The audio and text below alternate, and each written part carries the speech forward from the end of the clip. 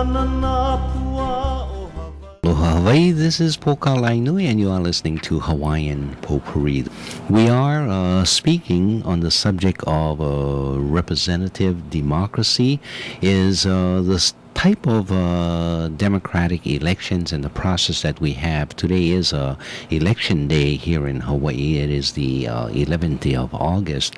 So I think it's appropriate that we start examining whether or not the process that we have is really representative of our voices and it's appropriate, or should there be some changes in the style of representation. Some of the issues or questions that I raised earlier was whether or not this process of election by which we elect people from our particular community or districts or geography is really the best way to represent our interests, because oftentimes geography does not necessarily define our intentions, our interests, our feelings of what the government should be doing. The caller has expressed another concern, and that is that there should be an opportunity for special representation based on our national interests. And when we say our national interests, we're talking about the Hawaiian national interests, an interest to protect our integrity as an independent people, as a people now occupied by the Americans, swept into this American system and as part of the occupation and colonization of the United States, and somehow the need for a voice to be able to speak up on these issues as we come across whatever developments within the county or within the state or whatever events are occurring, to represent that particular voice. My question now is whether or not the Office of Hawaiian Affairs is an adequate representative of that national interest that he is addressing, and he had responded that no, it is not adequate to represent that interest. And so my last question, which I asked him to consider, was whether or not this Office of Hawaiian Affairs was really representative of the indigenous people's voices and not necessarily of the national interest, because they do differ. And the second was that is the Office of Hawaiian Affairs therefore seen merely as part of the colonial construct of how they would like to contain the indigenous voice, rather than giving a real space for the voices of the people colonized improperly. I hope I have been true to the question that I had posed to him. The next question I will ask him is that if he is dissatisfied with the Office of Hawaiian Affairs, who then in Hawaii now speaks for that voice, or is there a body that can represent or should represent? And if not, how do we begin to construct an effective body to do that kind of a representation? Okay, I know it's somewhat of a complicated question. We'll get more into it as we engage in that discussion. But before going on, let's bring that caller in. Aloha, brother. You still there? Yes. Okay. Sorry for confusing you after all that. Right. Go ahead. To me, I don't see a disconnect between Aboriginal. I use the term Aboriginal, okay, rather than indigenous. Okay. To me, I prefer that term. Okay. I don't see a disconnect between Aboriginal interest and Hawaiian national interest. Okay. I call me naive or an idealist, but I don't see why a non-Aboriginal Hawaiian would advocate or support policy that would be adverse to the Aboriginals. Okay. I mean, if they see themselves as Hawaiians why would you push for something that would be adverse to Aboriginal Hawaiians? Yeah. So you're saying the Aboriginal Hawaiians or Native Hawaiians' interest is identical, runs along with, parallel to the Hawaiian national interest.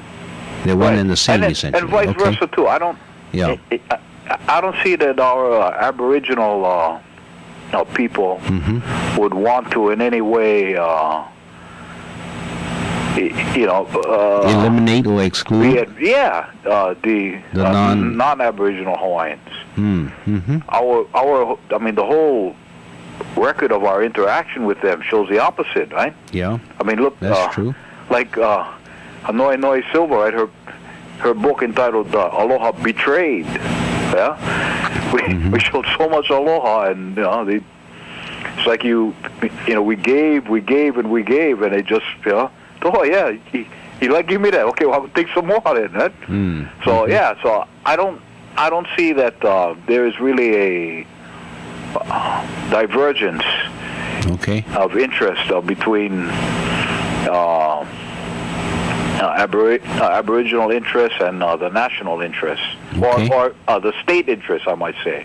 To me, the nation is the Aboriginal people. That's people with a common language and culture and history. That's the nation. The political apparatus, that's the state. Okay. And the state came out of the nation. And we welcomed others to join that. Yeah. Yeah. And in welcoming them, we said, hey, we are together in pursuit of whatever the national or the state interest is. Although we use the term national, I guess refer to a political agenda. What are your thoughts about that? I mean, do you think there is a difference between Aboriginal and Hawaiian national? Yeah. I think I like your thought about the commonality or similarity of their interests, and I agree with you that if you fall within that category of a Hawaiian national, your interest does not deviate from the interests of the Aboriginal or the Native Hawaiian people. The problem becomes in the actual execution of a policy when a person who has arrived in Hawaii, let's say for the last 20 years, and is filled with so much American deep culture, that he is still into the individualistic approach of how life should be conducted, and yet, let's say he can meet the qualifications of being a Hawaiian national because he have lived here for over 5 years and he's willing to give whatever pledge or allegiance statement because, let's say, he's escaping from some debts that he owes in America for whatever reason. Okay, so you gotta watch it kind of stuff. Yeah, so they're opportunistic. Right, and they see that their manipulative techniques that have been so highly developed, and they took a couple of courses at the university so they can speak the Hawaiian language at primary or secondary level. And they begin to promote themselves and then equate themselves as equal to a Native Hawaiian. We're erasing all differences. So, somehow my suspicious mind or my protective mind do not want that to occur. And so that's why I'm not so... I'm hesitant to say, yes, we should get rid of any distinction between that racial shield that separates the Hawaiian national as opposed to the Native Hawaiian. And yet the I can see the other argument coming forth as well. Well, brother, let's not forget that we got a lot of Native Hawaiians who are not really, as I said in the last program, not really maoli, not really upright, not really pono. So it's, again, you come back to the same refrain. It's not a matter of race; it's a matter of consciousness. The mind and heart. Yeah. And that's what I'm trying to reach to, and yet I don't have the tools to categorize it appropriately, I guess. And you know, there is no machine. Like I would oftentimes tell Kekuni, can you find a machine that can test Hawaiian blood? You know, it's just a construct of our own agreements that a Native Hawaiian is this as opposed to a non-Native Hawaiian, because it's not a reality in fact. So it bounces back and forth, that whole discussion. What's a true Hawaiian? What's a maoli? What's a maoli? And for me, it's not blood. It's something deeper than that. And that's why oftentimes I say a person's culture, a person's principles permeate through whatever race he comes from. And yet we have constructed, even in our political system, the Office of Hawaiian Affairs, we have constructed a false construct of what the reality is.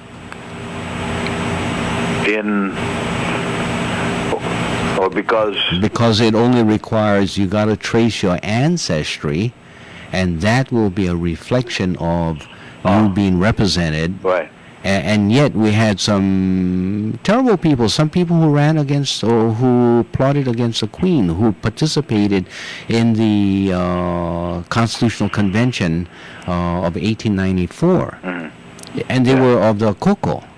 And we had some Haole folks without any blood, but very loyal to Liliuokalani. And and that's why the systems that is now set up to protect that Native Hawaiian interest. Well, first of all, you don't really have a system to protect that Native Hawaiian interest, the interests of the Hawaiian nationals. It's all the interests of only a particular race of people that meets the American definition of your, quote, indigenous people. And so that, for me, OHA is not satisfactorily representative of that interest. And I don't know, I haven't seen any particular interest or any particular group that can legitimately say we represent that interest, except one that I have, or some would say, a conflict of interest with, and that's the Native Hawaiian Convention. Elected by the Native Hawaiian people, only Native Hawaiian, to come out to the Hawaiian people and suggest what direction we should be going. But it in and of itself is a temporary thing. It's not part of the general political scenery, and people are trying to walk away from it and deny its legitimacy now, with the Native Hawaiian Road Commission and all that kinds of stuff. So you see the Royal Commission as something apart from the Native Hawaiian Convention. Yes, very definitely, because it's a creation of the state legislature appointed by the governor. The Native Hawaiian Convention was elected by the Hawaiian people, only of Native Hawaiians. And in that case, you didn't need to be an American citizen. You didn't need to swear allegiance or get appointed by the governor. That was truly what we call an autochthonous process, a process that came essentially from the grassroots, where first you ask the grassroots, do you want to elect delegates to sit in a convention? And only after they came back and they said yes, then we took that next step. This one, the Native Hawaiian, the Road Commission, is really a function of those in the government who wants to push for federal recognition. And that's why they're creating this different system, which now interferes with the Native Hawaiian Convention. But yet, does the work and does the efforts of the Native Hawaiian Commission continue?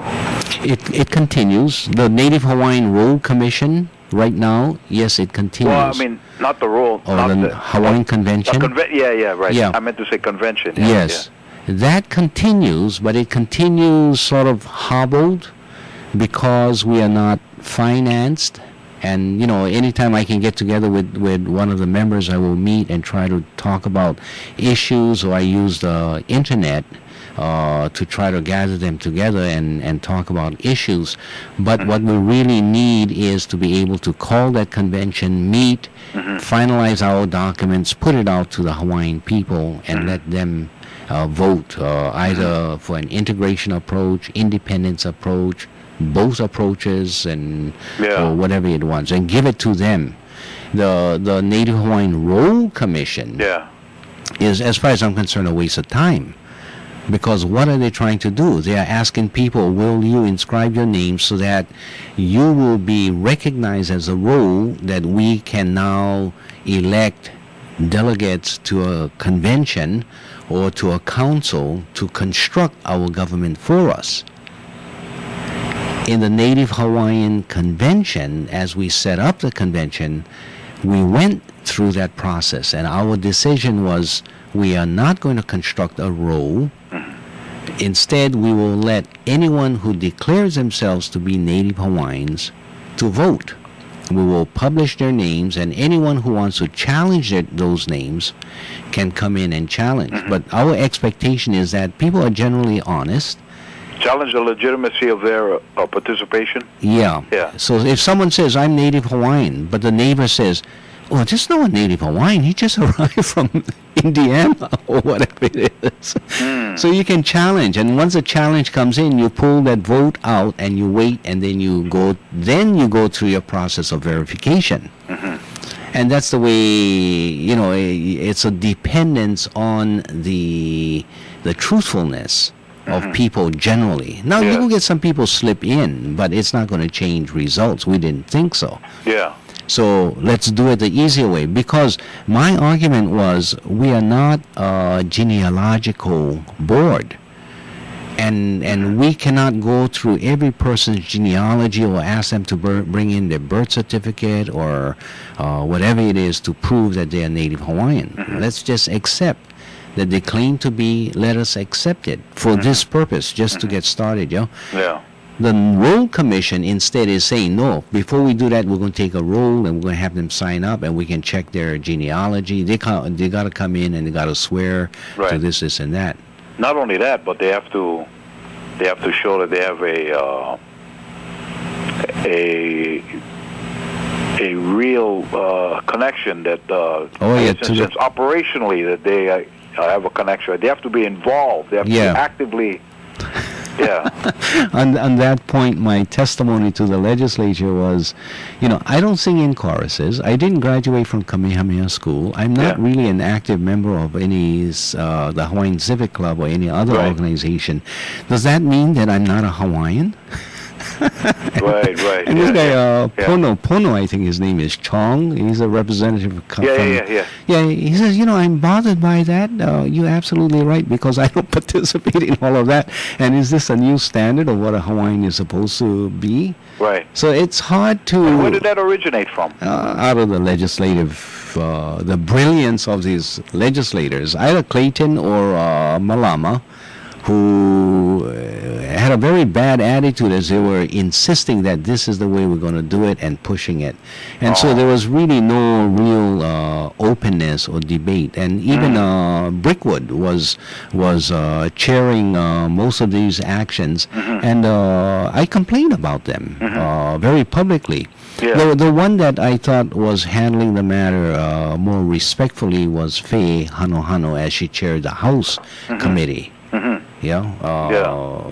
But it was supposedly already in the cards. So when I testified against it, or others like Leon and Palipo and others, they just said, okay, thank you, and next, and no serious consideration of the historical promises that had So you're been referring made. to, this was the attitude of Solomon and he and... Oh yeah, very definitely, very disrespectful.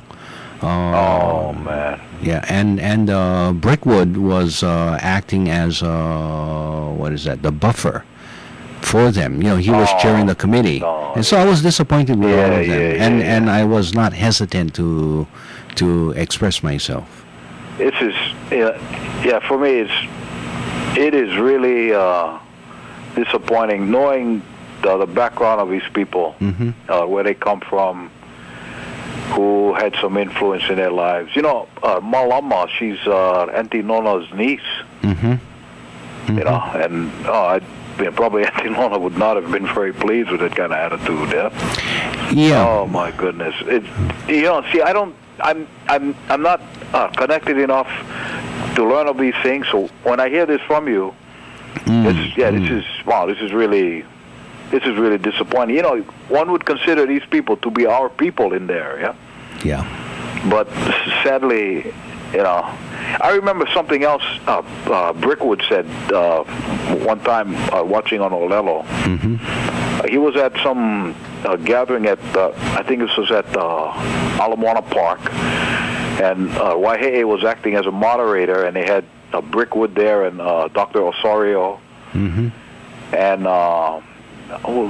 somebody else, Melody McKenzie, and people were asking questions. And I remember in response to one of the questions, Brickwood said that, hey, most of our people are law-abiding and have no stomach for secession. And I'm thinking, oh, Brickwood, you know, just like he's expressing an opinion. Most of us, we you know, want to be Americans, We want to be, so if that's your basic thrust in there, then you're not. I mean, you got the cocoa, but man, your manao is. You know, that is excusable if this was 1976. It would have been excusable maybe even into the 1980s. But once you hit 1993. And we had the 100th anniversary of the illegality of the overthrow. Yeah. He has to be implied with the information. We have to assume that at least at that time, he and Clayton and Malama and John and everyone else should have been up to date. And to suggest that he can still speak for the majority of the Hawaiians with that kind of statement, I think is not adequately in touch with the Hawaiians. And you know, I think at least it's a question about where the majority are at, if we're loyal Americans or are we more Hawaiians, because it's a very fluid issue. And even among non-native Hawaiians, people in Hawaii, if you ask them about Hawaiian sovereignty, Hawaiian independence, it's very fluid. I think the majority would say, yes, the Hawaiians were cheated. Whether or not we should be an independent nation, I believe at least the majority would say that question at least should be asked. But not to close down the question under our presumption as to what the native Hawaiians or what anybody else says. At least that question should be posed. And should have been posed back in 1993 or 1959 at the time of statehood. Were you surprised at all, Poka, at the turnout, that we saw that year? In 1993? Yeah. Well, I was at the especially on that Sunday. Yeah. I cannot say to see anything like that. Well, I was very happy to see it. I was not necessarily surprised, but it was a very good feeling that I had. In that, and it's not only those who appeared there, but those who could not appear, but they were either listening on the radio to the reports that we were giving, or somehow were in support of that. So it's much more than just the people who had appeared there. I'm watching the clock right now, and I gotta get off. So thank you for calling. You can call back in the next hour. Take care. Aloha. And this is Poka Lainui. We have been talking about election affairs, and you've heard most of it.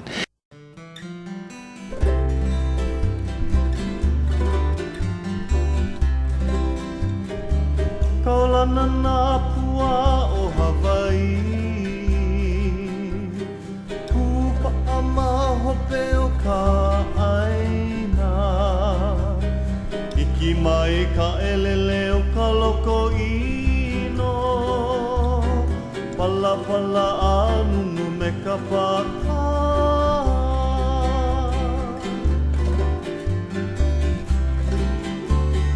Mane mai Hawaii moku o ke ave Koku ana honoa o Pilani Ka ko'o mai kaua i o mano Pa'aku me ke oni o ka kuhi hewa